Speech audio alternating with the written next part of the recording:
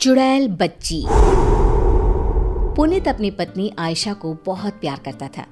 उनकी शादी को पूरे 4 साल हो गए थे। आयशा प्रेग्नेंट थी, इसलिए पुनीत आयशा को अपनी माँ के पास गांव में उसकी देखभाल के लिए लेकर जाता है। गांव पहुंचते ही आयशा अपनी सास के पैर छूती है। जुग जुग जियो और अपनी सास को जल्दी से पोता दे दो। माँ जी, क्या बेटा और बेटी, आज के जमाने में लड़का लड़की सब एक समान होते हैं। तुम्हारे शहर में होता होगा ये सब, हमारे गांव में नहीं। मुझे तो पोता चाहिए बस। हे भगवान, ये दोनों तो अभी से शुरू हो गए। ये दोनों अगर ऐसे ही लड़ते रहे तो कैसे चलेगा ये सब। इन दोनों को मुझे ही रोकना पड़ेगा। अरे अरे माँ, क्या अपने बेटे से नहीं मिलोगी? हाँ हाँ, क्यों नहीं। कैसा है रे तू? कितने सालों बाद आया अपनी माँ से मिलने। शहर जाकर तो तू अपनी माँ को भूल ही गया था। अरे माँ, अब सारी बातें यहीं खड़े खड़ी करोगी क्या? हैं? पता है ना, आयशा पेट से है, वो ज्यादा देर तक खड़ी नहीं रह सकती। कमला दोनों को अंदर ले जाती है। माँ, आपसे एक बात बोलनी थी। हाँ हाँ, बोल बेटा, क्या बात है? माँ, वो खत में मैंने तुम्हें बस अपने आने की खबर दी थी और आयशा के बारे में बताया था। पर माँ, मुझे वापस शहर जाना होगा। मैं सिर्फ आयशा को यहाँ छोड़ने आया था। मुझे आज शाम को ही वापस जाना होगा। ऑफिस में बहुत काम है माँ। ये तू क्या बोल रहा है? मैं कितनी खुश थी कि अब हम सब साथ रहेंगे यहाँ। माँ प्लीज समझा करो, जाना जरूरी है मेरा। और माँ, तुमसे अच्छी सेवा आयशा की कोई और नहीं कर सकता, है ना? शाम होती ही पुनीत वापस शहर चला जाता है। आयशा का पूरा टाइम चल रहा था। उसको कभी भी कुछ भी हो सकता था। कमला अपनी बहू की खूब सेवा करती थी, उसे अच्छा अच्छा खिलाती थी और आखिर वो दिन आ ही गया। आयशा की तबीयत आज कुछ ठीक नहीं थी। मैं अभी दाई को बुला लाती हूँ, तुम अपना ध्यान रखना बहू। कमला दाई को बुला लाती है और कुछ ही देर में आयशा बेटी को जन्म देती है। बेटी हुई है, इतना बोलकर दाई वहां से चली जाती है। बेटी का नाम सुनते ही कमला को बहुत गुस्सा आने लगता है। इसको मैंने पहले ही कहा था, मुझे पोती नहीं पोता चाहिए, फिर भी इसने मुझे पोती दी। आधी रात को जब सभी सोए हुए थे, कमला चुपचाप उठती है। बच्ची अपनी माँ के पास सोई होती है। कमला बच्ची को उठाकर बाहर कुएं के पास ले जाती है। तभी बच्ची रोने लगती है। कमला उस बच्ची को कुएं में फेंक देती है, पर आयशा ये सब देख लेती है। माँ जी, ये आपने क्या किया? मेरी बच्ची आपने इस कुएं में फेंक दी। मुझे मेरी बच्ची चाहिए। मेरी बच्ची ला कर दो मुझे। अरे रोना बंद कर, अब देखना, अब की बार ना लड़का ही होगा। अपनी सास की ये बात सुनते ही आयशा वहीं दम तोड़ देती है। आयशा को मरा देख कमला बहुत डर जाती है, इसलिए उसे चुपचाप ले जाकर घर के पीछे गड्ढा खोदकर उसमें गाड़ देती है। कई साल बाद पुनीत गांव वापस लौटता है, ढेर सारे खिलौने लेकर। कहाँ है सब? आयशा!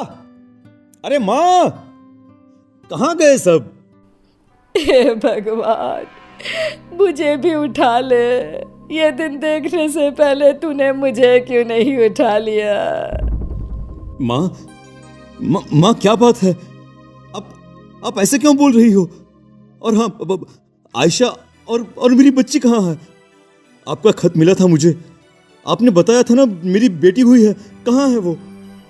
वही तो, मेरी बहू और पोती अब इस दुनिया में नहीं है। कुछ दिन बाद ही बच्ची मर गई। बहू ये बर्दाश्त नहीं कर पाई और उसने भी अपना दम तोड़ लिया। और तू अब आया है कितने सालों बाद। क्या? ये आप क्या कह रही है माँ? माँ, आपने मुझे पहले क्यों नहीं बताया? मैं अपनी बच्ची की सूरत भी नहीं देख पाया। मैंने तुझे इसलिए नहीं बताया कि तू शहर में परेशान ना हो जाए।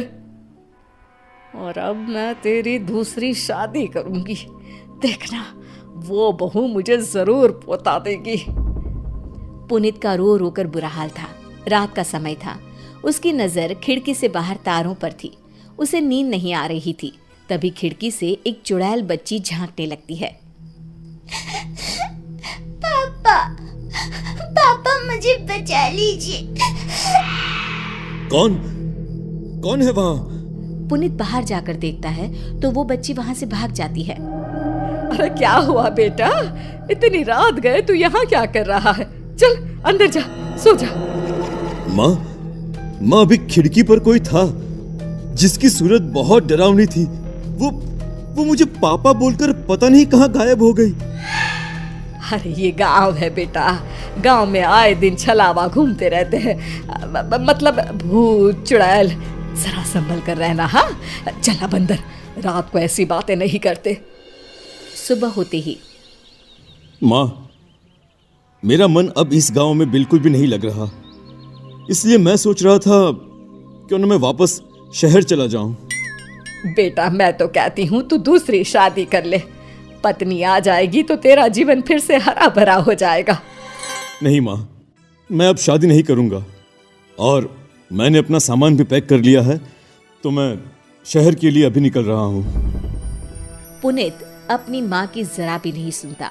वो अपना सामान उठाता है और वहां से चल पड़ता है। आधे रास्ते पहुंचते ही वो चुड़ैल बच्ची उसे फिर से दिखाई देती है। पापा मुझे बचा लो, मेरा बहुत दम घुटता है। इतना बोलकर वो बच्ची वहां से भागने लगती है। तभी पुनीत उसे आवाज लगाकर रोक लेता है।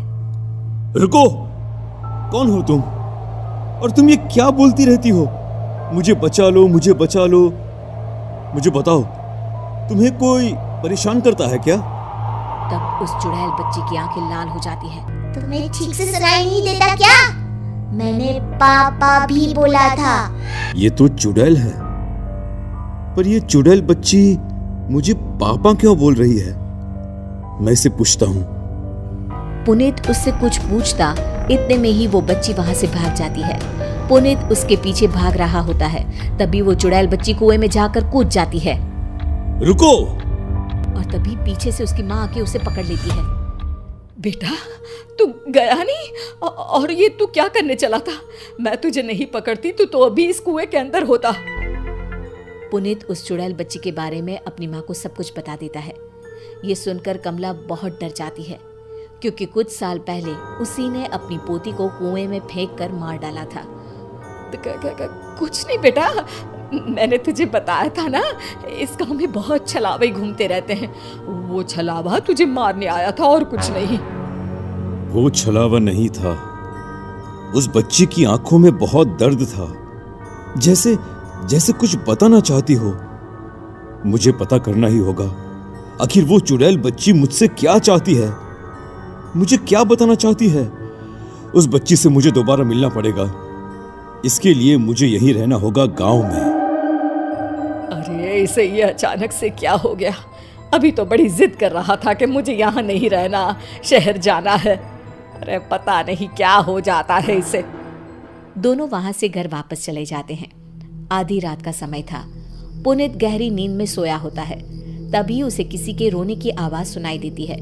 वो खिड़की से बाहर झांक कर देखता है तो वही चुड़ैल बच्ची बैठकर रो रही होती है। लगता है यही सही मौका है उस बच्ची से बात करने का। पुनीत उस बच्ची के पास जाता है।